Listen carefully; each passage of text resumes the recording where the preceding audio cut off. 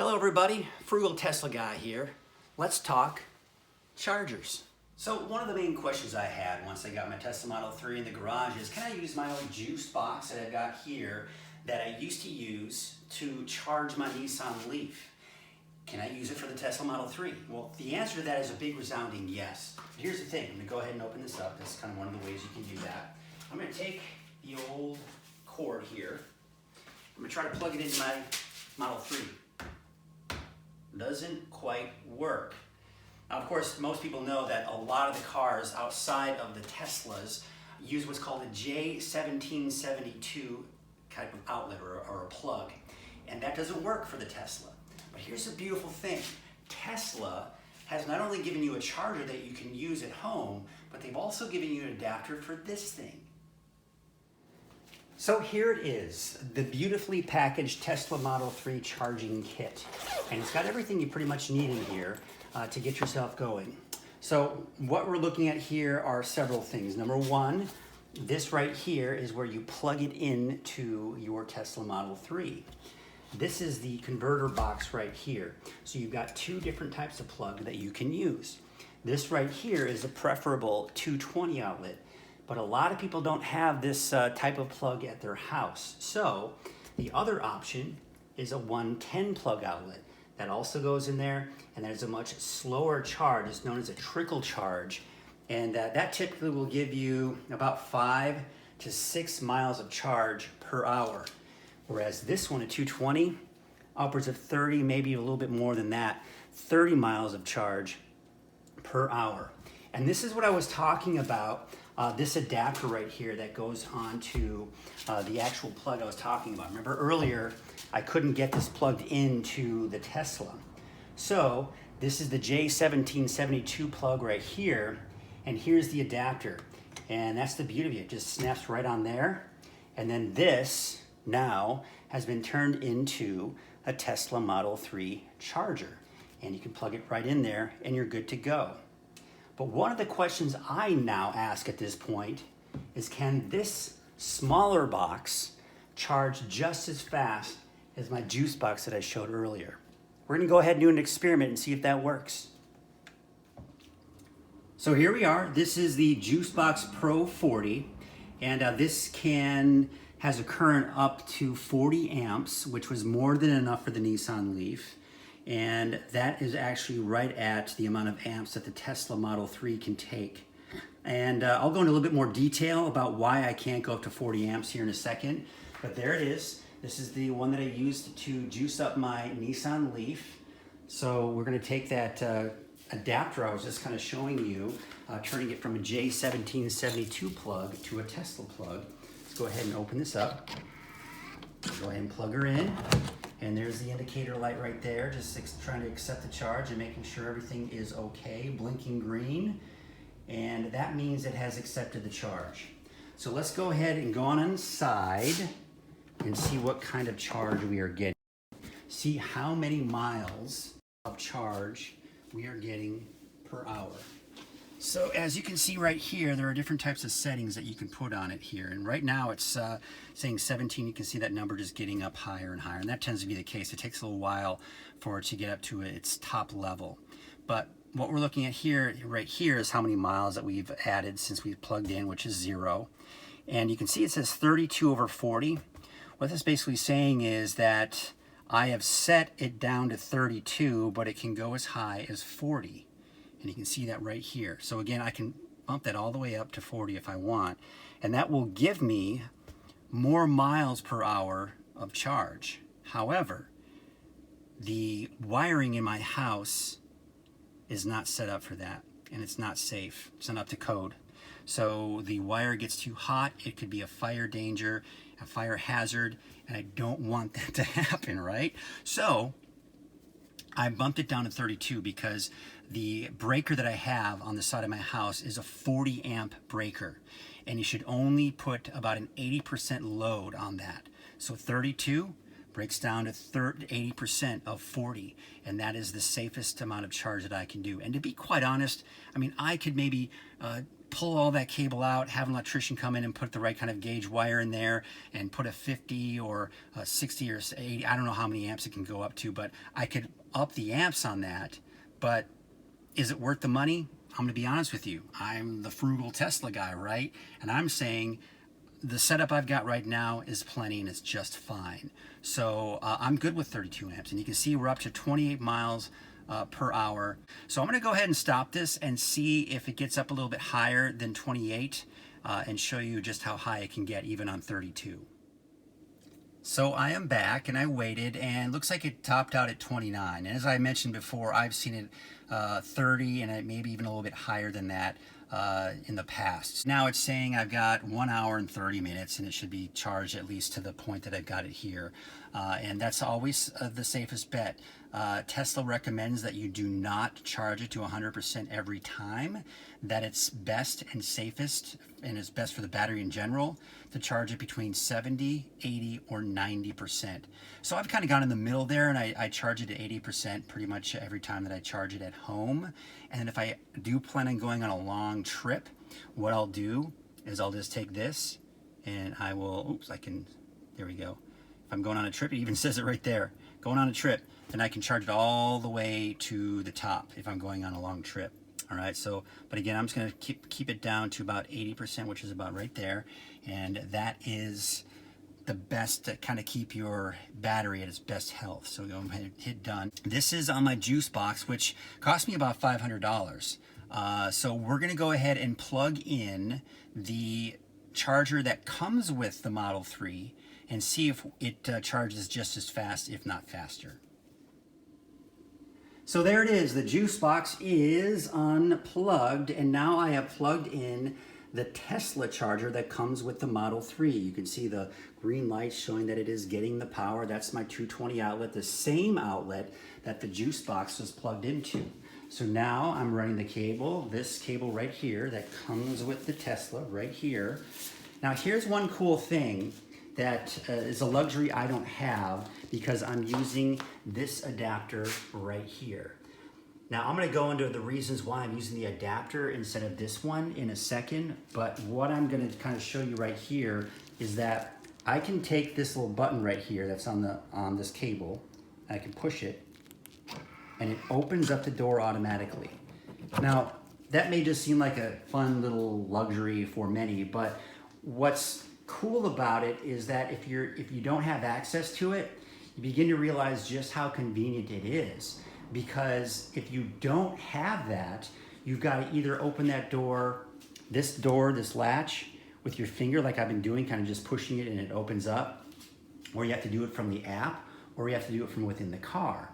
And the other thing is, if I want to take it out of the car, I have to go into the app, tell it to stop charging, then tell it to unlock it, and it's a bit of an inconvenience. But if I want to stop charging this, I just push the button, hold it for a second, and pull it out.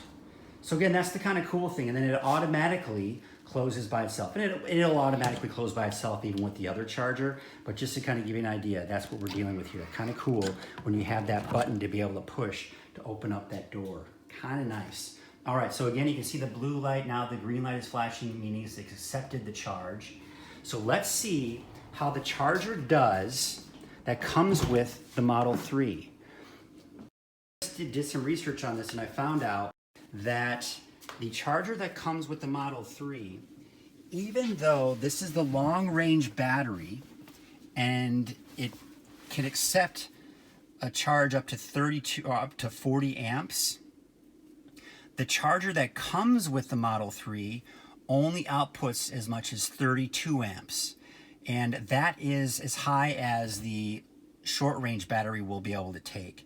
So it's a little unfortunate that they didn't make it to go up to 40, but it's still not bad, 32. So as you can see right now, what we're looking at here, it's up to 26 miles of charge per hour. And it will continue to probably go up to at least 29. I anticipate that this is going to do just as well as the juice box, because really the only difference is it's just the name brand. It's still pushing out 32 amps, putting it into the car, and that's the amount of charge that we're getting. So you can see it slowly kind of building itself up here. Now, as it's doing that, as we can prove that it's going up to 29, I want to just kind of mention a couple of things. Even if you still want to use the box that comes with the Model 3 and you're having an outlet put in, be sure to future-proof it. I mean, I've heard of people putting breakers on their side of their house as high as 100 amps. Why not? I mean, it's more than what you're going to use. But if, let's say, 5 years down the road, cars start accepting 80 amps of charge from home, not going to be a problem if you future-proofed it. So I haven't future-proofed it. That's the problem I've got to deal with. But again, I'm cool with 32 amps, to be quite honest. And there it is. There's the 29 miles of charge per hour, just like the Juice Box. So again, if you're cool with only 32 amps and you've got a 220 outlet, you're good to go. You shouldn't have to spend $500 or more on a Juice Box or any other type of charger out there. So that's a great way to save money. So a couple of things to keep in mind. Again, if you're going to be using all of the wonderful items that Tesla gives you when they deliver the car to you, is you've got to bring that adapter with you if you're going a long trip. And you've also got to bring this box with you, along with both of its adapters, along with you on the trip as well, because you'll never know when you're going to need them. Okay, so just to wrap up this video, just kind of looking at the different charging options out there. You can go out there and buy an expensive charging box, or you can use the one that comes with the car. If you don't have a 220 outlet, I would recommend, if you have the money, to hire an electrician to install the 220 outlet. That being said, if you have the money and you have an electrician coming out, be sure to future-proof it. I think I talked about that a little bit earlier, is that when I had mine installed, my Nissan Leaf was only accepting a little less than 30 amps. So I didn't need anything more than that. So the breaker on my house is 40 amps. And the cable that runs from that breaker to the outlet only accepts 40 amps. But the code says you can only put 80% of that through the wire.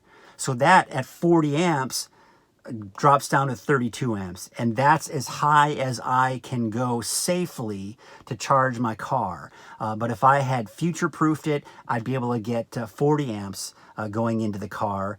And that would allow the car to charge a little bit faster and get more miles per hour. And as I'm recording this, by the way, and I'm still charging on the Tesla, it's up to 30 miles per hour, by the way, which I'd be willing to guess the Juice Box to do that as well. So that kind of proves that it gets up to at least 30 miles of charge per hour. But again, sidebar, that's what's just kind of what I had noticed here. So that, again, be sure to future-proof if you're going to do that. But if you want to save some money, you know, and you have to say put in the outlet, still future-proof it, still maybe put a 100 amp breaker in there that can allow 100 amps to go through. But if you want to save yourself $300, $400, $500 and not get a charging box on top of that, you can use the one that comes with the car. It's perfectly fine. Nothing wrong with it. It's a great charger. Charges plenty fast. 30 miles of charge per hour. So pretty good. I'm very impressed with it. So I also wanted to talk about why I'm using the Juice Box instead of the one that comes with the car. And my wife has a Chevy Volt, V-O-L-T, not B, but a Volt. And so she uses, of course, hers has the typical J1772 plug.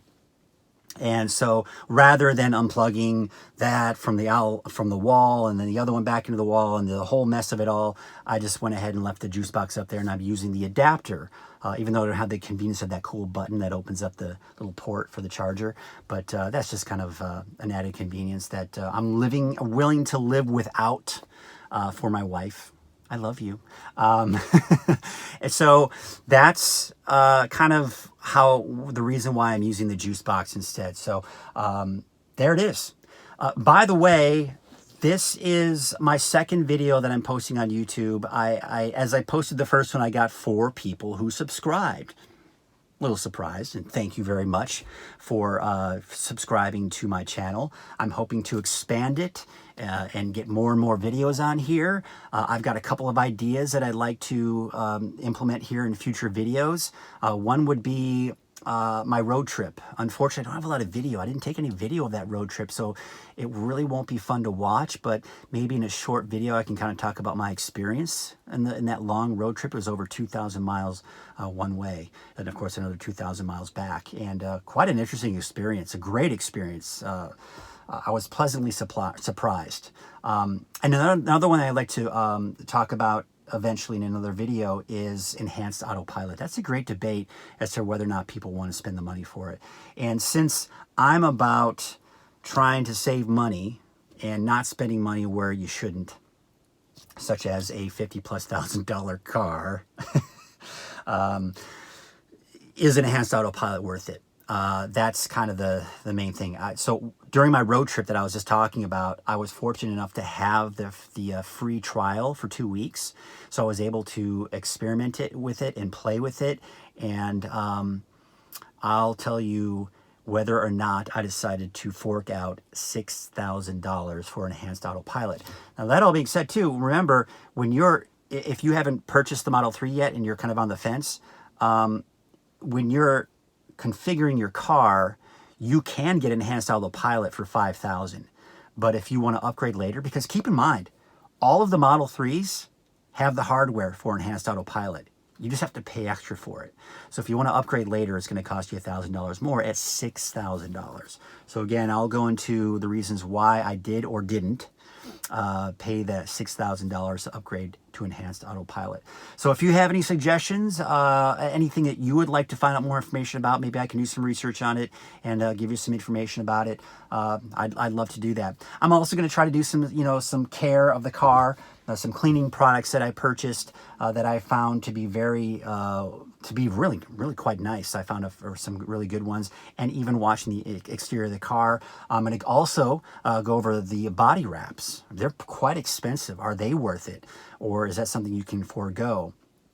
Also talk about some of those ceramic coatings that you can get. I did get one. I'll go into that, how I applied it and how I'm enjoying it so far. I've had it on for about a week. So far, I'm pretty happy with it.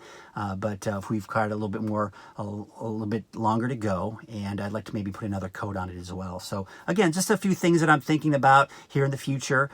So things you can look forward to as I start making some more of those videos. And like I said, if you have anything you would like to have me discuss, then I would be glad to look into it. So again, if you haven't liked it, be sure to like it. We'll get more and more people on this channel, make it more worthwhile for me to make these videos. So again, thank you for those who have already liked it, and thank you if you're about to. Why don't you go ahead and do that. Until then, until next time, stay safe.